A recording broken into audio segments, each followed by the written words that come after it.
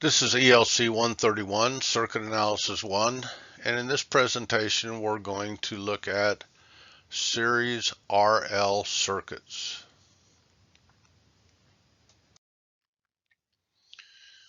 Now, when discussing circuits that contain both resistance and inductance, we have to first define impedance. Impedance, symbolized with the letter Z, is measured in ohms, and the unit symbol is the Greek letter omega. Impedance is defined as being the opposition to alternating current. And in these RL circuits, impedance is a combination of resistance and reactance.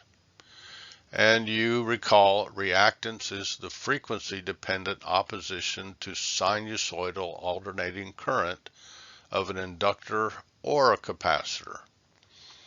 So inductive reactance, symbolized X sub L, equals 2 pi FL, and capacitive reactance, symbolized with X sub C, is 1 over 2 pi FC.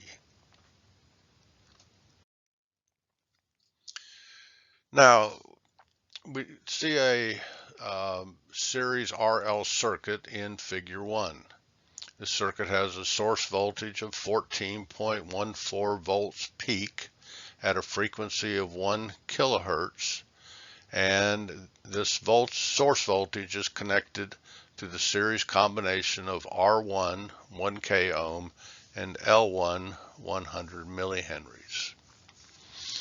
Now, in a series circuit, the current is the same for everything. The source current equals the current through R1 equals the current through L1, both in magnitude and time.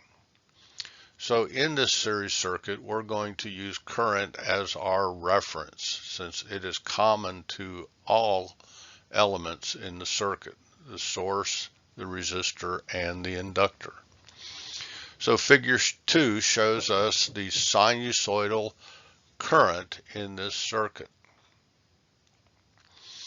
Now, the current flow through and the voltage across the resistor happen at the same time. There is no lead or lag or phase difference between current and a resistive voltage. So in Figure 3, we see that the current and the resistive voltage are what we call in phase, meaning they happen at the same time. But from what we've discussed about inductors in previous presentations, we recall that in an inductor, the voltage leads the current by 90 degrees.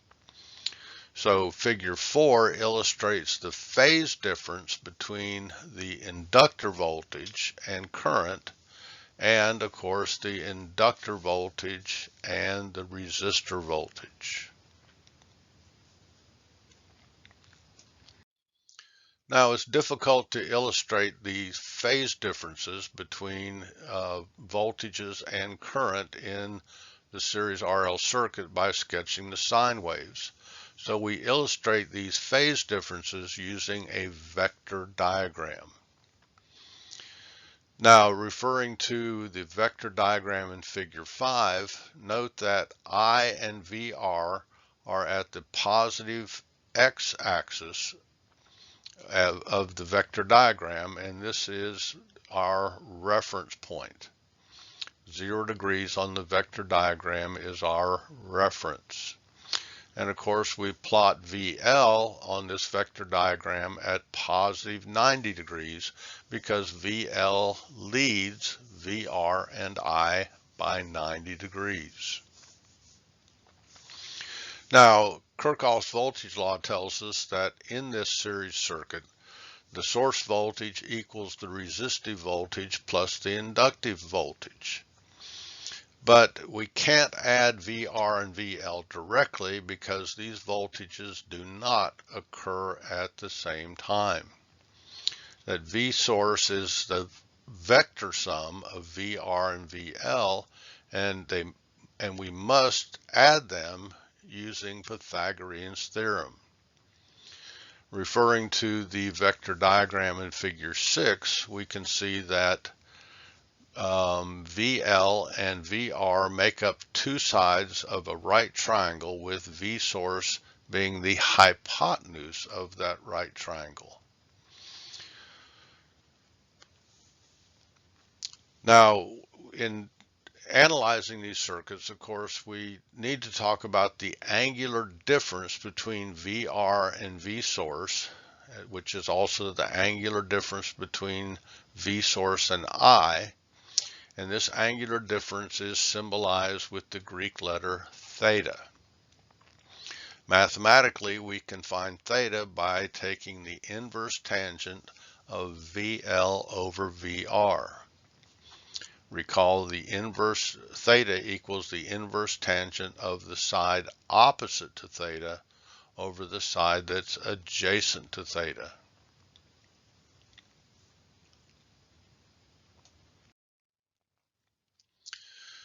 Now, in ELC131, you looked at performing mathematical operations with polar quantities.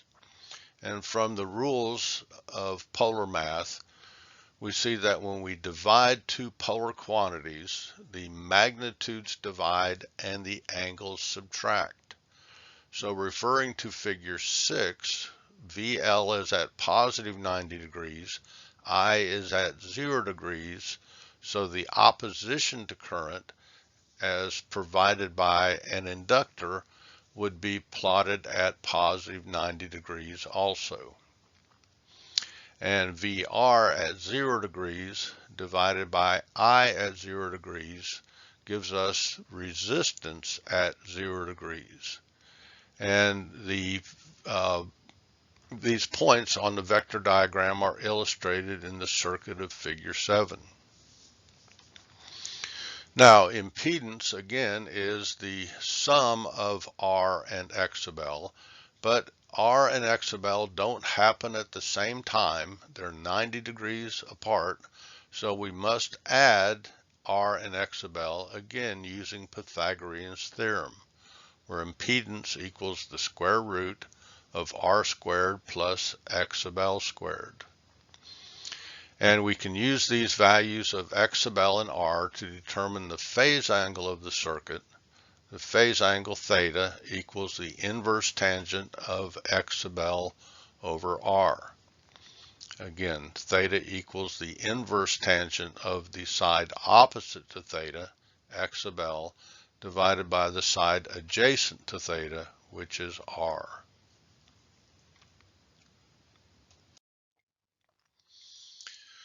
Now let's look at the power dissipation in a series RL circuit. Now the power dissipated in a resistor is true power. It's the only true power dissipated in the circuit. And you recall, of course, that power is measured in watts, symbolized with the capital letter W. But in an inductor, the current and voltage do not happen at the same time. So the power in the inductor is not true power. It is what we call reactive power. It's symbolized with the letter with P sub X. And since the reactive power or the inductive power is not true power, it cannot be measured in watts. It's measured in volts, amps, reactive. The symbol is VAR. Now the total power in the circuit, again, since the total power or the source voltage and the source current do not happen at the same time, the total power in the circuit is not true power. So the apparent power, symbolized with P sub APP, is measured in volt amps. And of course we see the vector diagram for the power in a series RL circuit in figure 8. Now we can calculate these power values. P true or PR can either be calculated using V times I, or I squared R, or VR squared divided by R. The reactive power can be calculated using VL times I squared times X sub L, or VL squared divided by X sub L. And the apparent power, of course, can be calculated by taking V source times I, or I squared times Z, or V source squared divided by Z. Now I don't show the formula here, but we can calculate the apparent power by, of course, taking the square root of px squared plus pr squared. Now, in this presentation, I have used the descriptions or the symbology that are used in the painter text for inductive or reactive power and true power. Understand that some texts use P sub T for true power and P sub R for reactive power.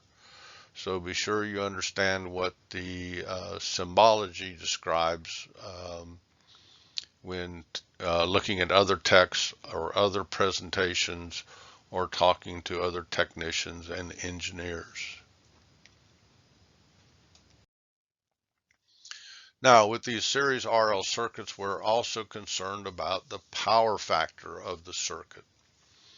Power factor is simply the ratio of true power to apparent power. Power factor, symbolized with the capital PF, can be calculated by simply taking the true power divided by the apparent power. Now, most often we simply find the cosine of theta, the phase angle of the circuit. Recall that cosine is the opposite side over the hypotenuse, which is the true power over the apparent power. Now, the power factor has no units. It's simply a number, and it is always expressed as a decimal value. For example, 0.8. We would never express this as 800 milli. And looking at the equations above, hopefully you can appreciate the fact that the power factor can never be greater than 1. The true power can never be greater than the apparent power. Now, the power factor is a big concern for industrial or manufacturing facilities that have large inductive loads such as motors. The apparent power is what's delivered by the provider, and the true power is the real work we're getting out of the load or the motor. And nearly always industrial and manufacturing facilities will use power factor meters to monitor the power factor. This is required by the utilities. And these facilities are required to keep the power factor at 0.8 or above.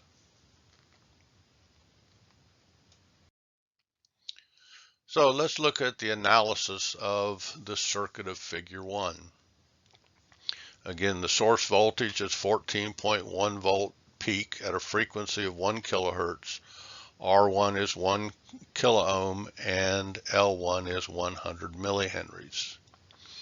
So the first step in analyzing the circuit of figure 1 is to find the value of inductive reactance, X sub L, which equals 2 pi FL.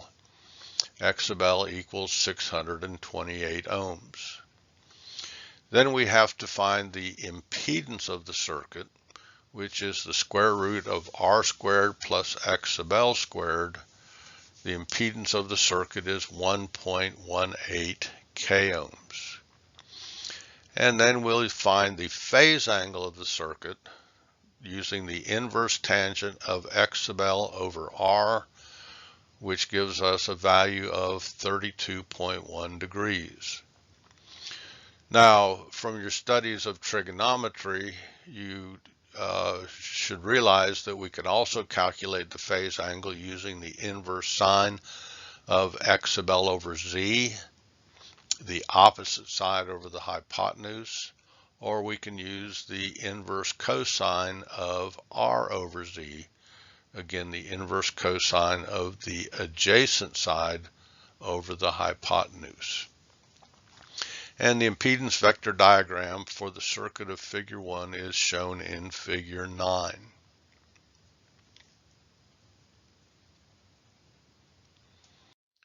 Now, after we have found the impedance, we can set about to find the current and the voltages in the circuit. Now, for these calculations, I'm using RMS quantities. So I've converted the 14.14 volts peak source voltage to 10 volts RMS. And I did this because when making circuit measurements, generally speaking, the currents and voltages will be measured using a DMM or a VOM, and these measuring devices measure RMS quantities and not peak quantities. So the current in the circuit, Vs over Z, 10 volts over 1.18 k ohms, gives us 8.47 milliamps. The voltage across the resistor, I times R, is 8.47 volts, and the voltage across the inductor, I times X sub L, is 5.32 volts. Now we can also calculate the phase angle of the circuit using by finding the inverse tangent of VL over VR. Again, the relationship of VL over VR is the same relationship that we have if we take X sub L over R, which again gives us a value of 32.1 degrees.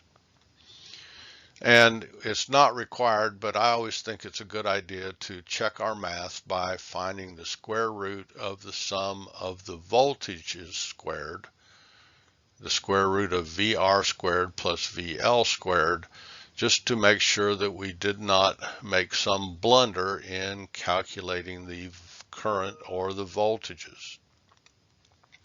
So we see that we yield a value of 10 volts, or we obtain a value of 10 volts when finding the square root of the sum of the squares of the voltages.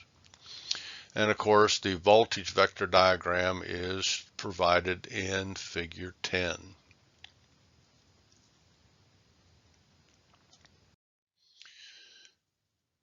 Now, the power calculations for the circuit of figure 1 are shown. The reactive power, Px, equals VL times I, which is 45.1 millivars, VAR. The true power is VR times I, 71.1 milliwatts. And the apparent power we've calculated using the square root of the sum of the squares. The apparent power equals the square root of true power squared plus reactive power squared, which gives us 84.7 milliVAs. Now, of course, we can also calculate the apparent power using V source times I, and you see, of course, we get the same value. Now, we can calculate the power factor by finding the cosine of theta. The cosine of 32.1 degrees is 0.85, or we can find the true power divided by the apparent power, which also gives us 0.85. And the power vector diagram is provided in figure 11. Now, in these circuits, when quite often just providing a numeric value for power factor is not enough, that we also want to provide an adjective, and that adjective is either lagging or leading with the power factor. So the circuit of figure 1 has a power factor of 0.85 lagging. And the lagging simply means that the source current lags behind the source voltage, as we see or saw in the vector diagram of, I believe it was figure 5.